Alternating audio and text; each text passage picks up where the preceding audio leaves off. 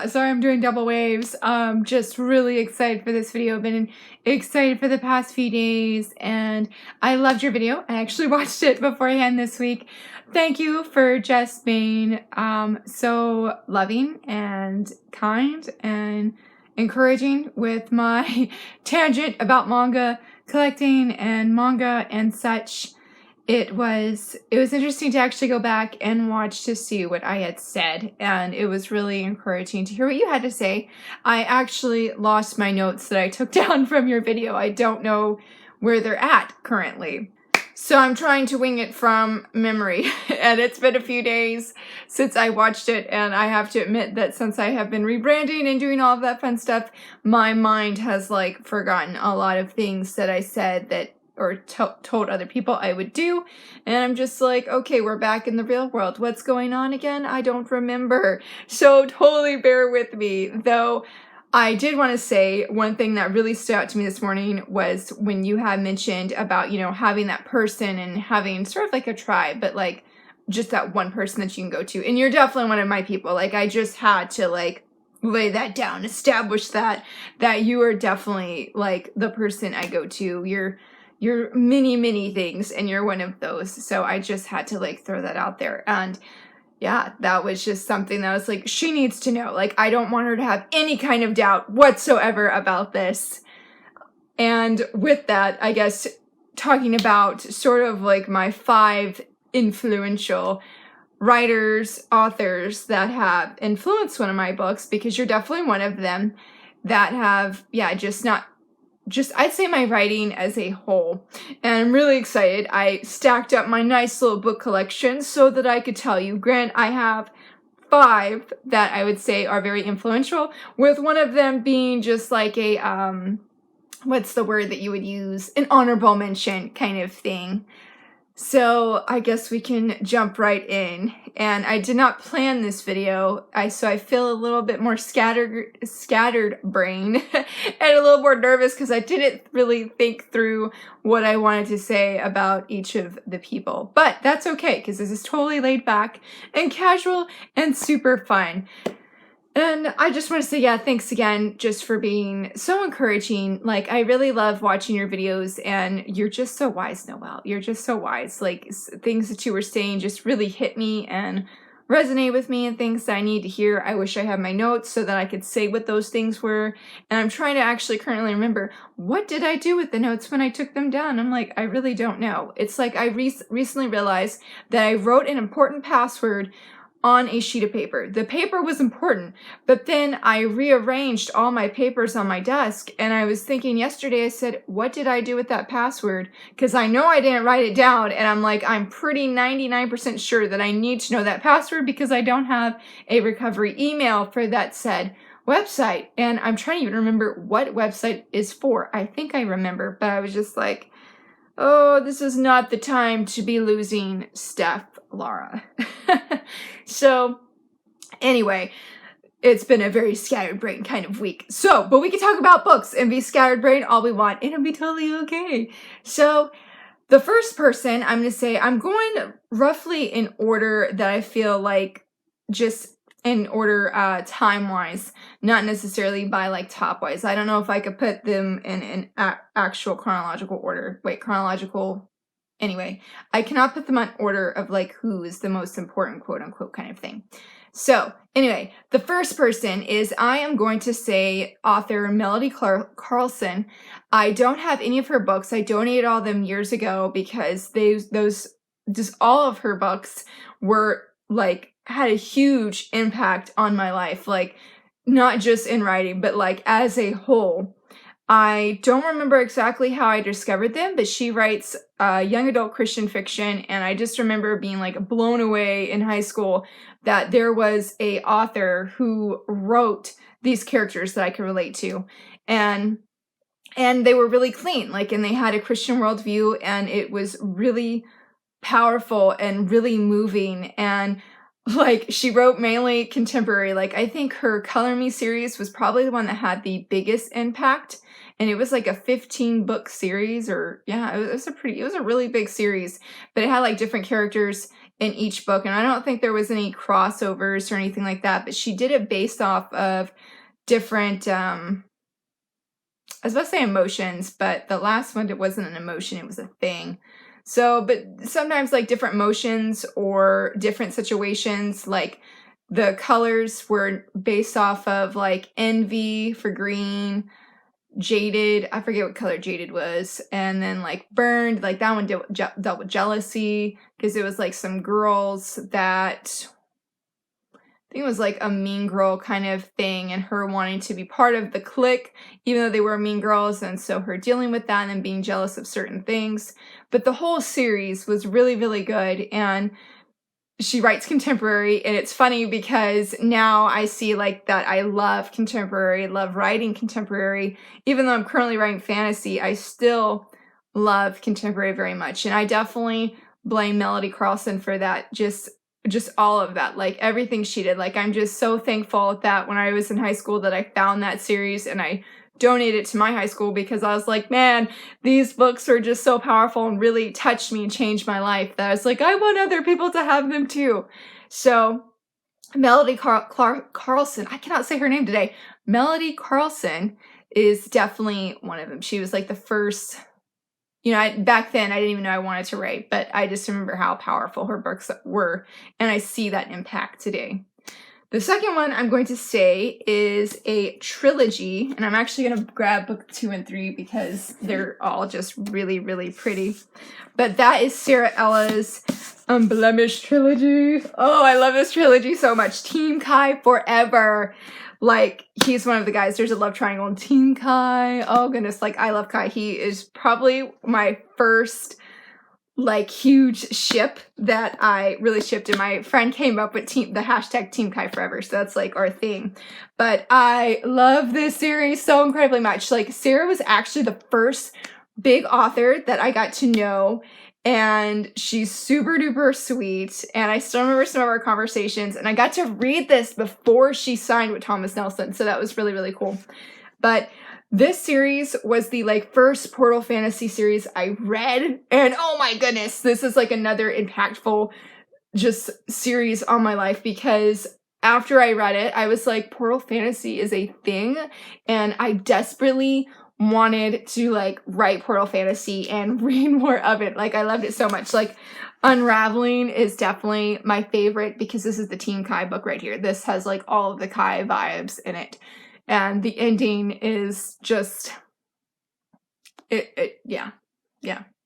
We'll just say, spoiler alert, that this is a literal cliffhanger ending. And I have not read another one like that had the cliffhanger be an actual cliffhanger. It was really good. Yeah, there's a lot of feels. Anyway.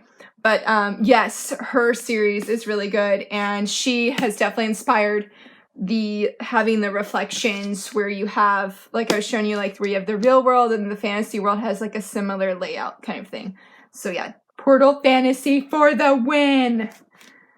The next one is a fantasy series, and I have read this series. This feels like a booktube rambling, but hopefully that's okay. This series was the first like indie book series, and I've read book 1 at least 4 times, and I've read the others between 2 and 3 times, because I think I've read books 1 and 2 more than book 3, because I reread it as I was waiting for book 3 to release. And it's actually out of print, which is so sad. But it is the Heart Song trilogy. And Dustin, he is in Shifter's Heart. He's also one of my favorite guys. He is just so hilarious.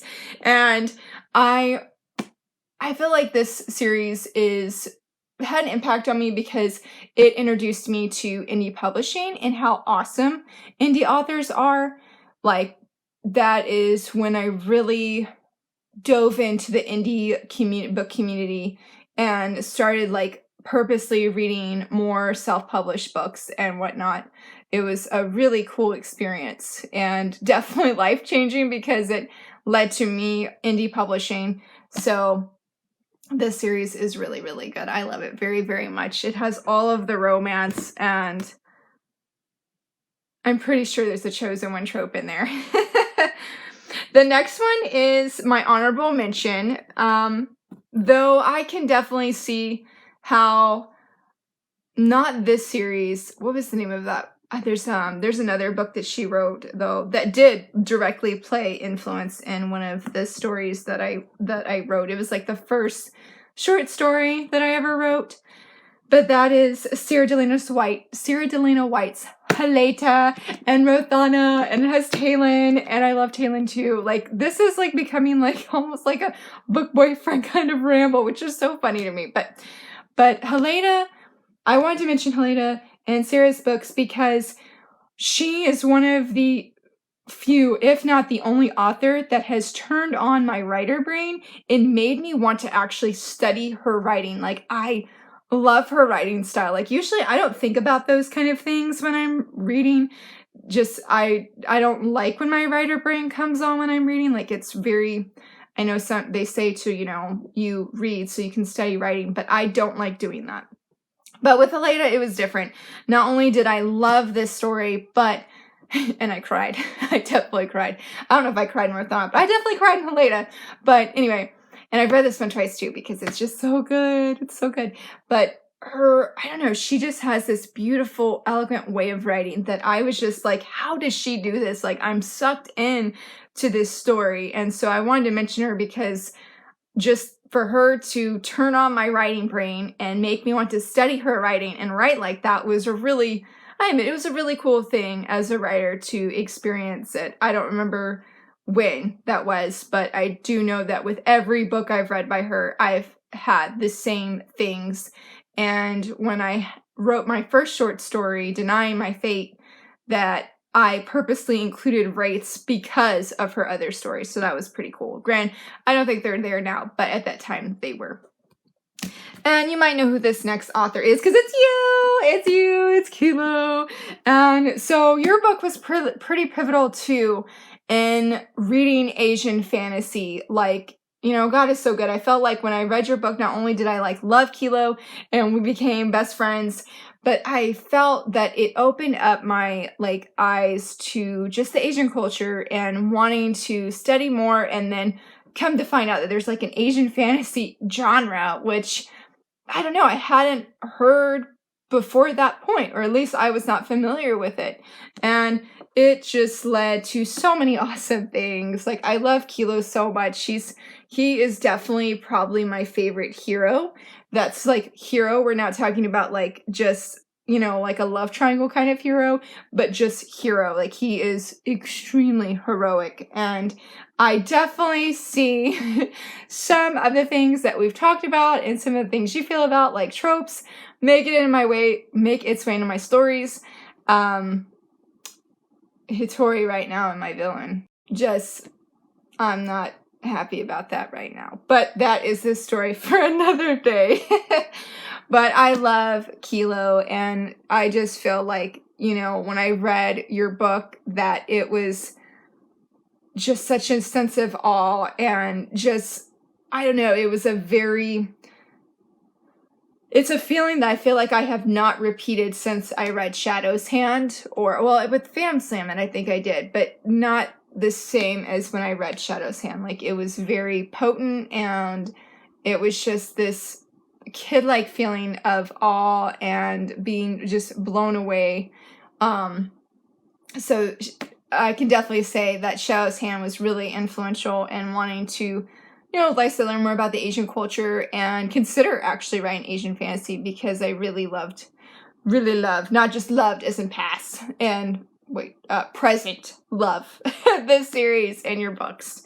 So I'm really excited that the world is going to be able to read Phantom's Lament, and I'm excited to see what happens for your fellow readers. So the last one is, I don't even know what to say about this one, to be honest, because technically I have not read it yet, but that is Haikyuu. That is the manga creator of Haikyuu, like his Hinata. Like, I mean, I sort of want to say out of the biggest impact I see in my writing is Hinata. Like, I just can't not, however you would say that, cannot not have some kind of volleyball reference in my stories now at this point. Like, I just can't. Like, I'm just so thankful for Hinata's story. And like I said, I know I haven't technically read the first one. I have read parts of the manga as I got them from the library. I sort of like read them out of order a little bit. So I have read parts of it. And I've read parts of this one too. But I don't think I've actually sat down and read straight through. So one of my goals, I think, is to next year to actually get as many of the volumes from my library as I can and actually like sit down and read it straight through. So hopefully they have the latest volumes, because if not, I'll be in trouble. But there is a volume that recently released. I think it's volume 39, and oh my goodness, like, I mean, I'm not a huge cover by person, but yes, like this cover I need of Hinata. Like, this is a face out kind of admire his beautiful face kind of thing. Like, oh, I just love it so much. Anyway, we're talking about influential authors and how they have affected my writing. We're not talking about Hinata. Well, we are, but anyway. But yes, so I'm going to definitely say, like, even though I haven't read it, Haikyuu, just in general, just so many different ways that just are really, really, really awesome.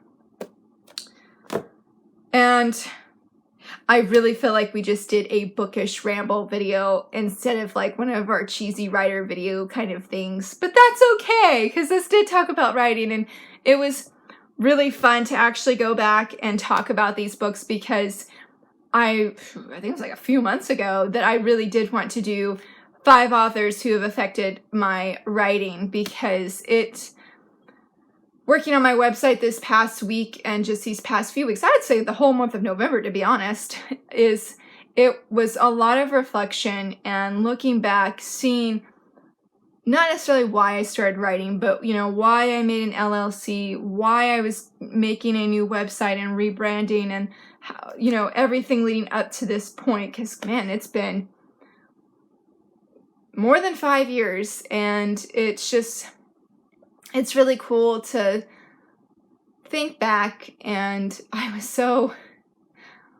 hurting, I was bitter, and I was sad and thinking that I would never be able to write. And I'm thankful for all the many friends that just have been on this journey and encouraged me along the way, because I couldn't have done it without them at all. Had to take a drink of water. You're definitely one of them.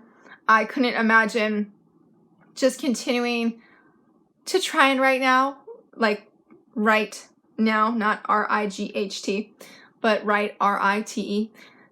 Whereas it's a spelling test. But anyway, you've definitely played a really big role in just encouraging me. And even if you're sometimes like yelling at me on the other side of the screen, you've always been really kind and listen to my fears. And it's just funny, you know, that us talking about writing and how unpredictable really it is, and how it is an art form and it's something that you can't control. Like, yes, you know, as authors, I'm sure we have a little bit of control, but like not a lot.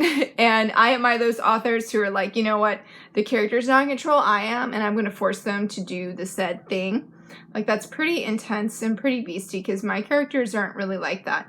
And that is one of the cool things that I'm learning about writing, is it is awesome that it is like not something you can control. There's always so many surprises. And even though it's funny to say all of this, because I did not do well at all when my book changed on me and the story changed, even though it changed for the better, I did not handle that well whatsoever did I handle that at all. It is hard to believe that December is here. Like, wow. Like, the month of November went by really, really fast. And I was trying to think of like a question. So I'm sort of like far off thinking, like talking and thinking, what question am I going to ask Noelle this week? I guess something that came in my head as I was going to sleep the other night, and I was like, Laura, you know, you do not handle things well when things are not in your control.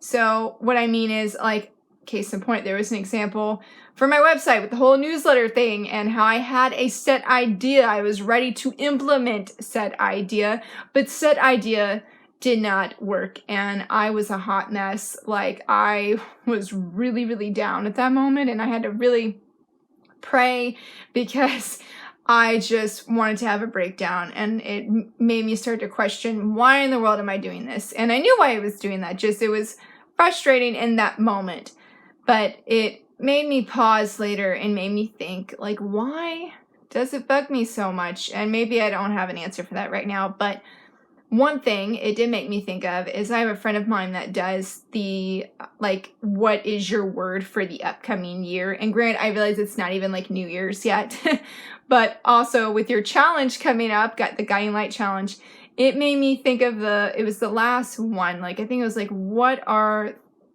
not your plans, I don't know what the word is, what are, like, you know, some of the things you want for the upcoming year. And, you know, I was thinking about, like, what picture to take. Should I do writing? Should I do manga? And I was like, you know, it's like, these all feel like individual things. Like, what is the overlapping big thing? And the thing that came to mind, or the word, that's where I was going with all of this, is my friend does, like, her word of the year. And usually I don't do that. But surprise came to mind. And I was like, you know what? I feel like that is my word for 2021 is surprise, and to work on that, embracing the unpredictable. Because, like, you know, we've talked about more than once that you can't predict things, you can't control things. And, you know, I just want to be surprised and be okay with being surprised, however that may be, if that comes from what I'm reading, what I'm writing, what I'm just doing in life that's outside of those two things, that I just want. Oh my goodness, so surprise! I forgot to hit the record button after my alarm went off, and I did like this whole long thing, and I was just like, what did I even say?